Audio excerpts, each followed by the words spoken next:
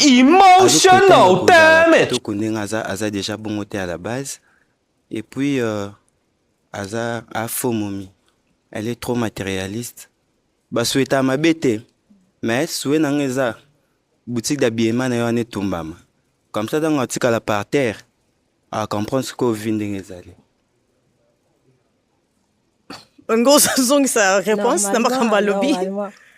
Quand elle est déjà bouillée, on a kabila les bas n'a passé normal à trouver bah on a ça on besoin. La kabila bas n'a pas. Et mon ani déjà. Quand elle est bouillée. Casse c'est trompette.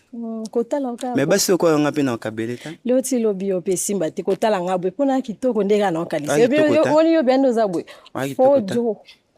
Quand elle est bouillée. Ozati. Tous les arabes à 2 ans au monde. Ok, tout kutana. Tu vas par terre. Ok, total. Au contraire, écoute, on a informé, on a zappé na projet ça marque na nga comme on a payé tanga. Ok. Beta. Merci. Oh, moi j'ai la foufou pas ma baron. Ya wana normal. Ok. Wow. Ok. Malheureusement, pour nayo, ba ballon surtout EKI. Mais nangina senga yo merci na ndenge oye na émission na biso lelo c'est na cause micro na yo merci bobetela maboko merci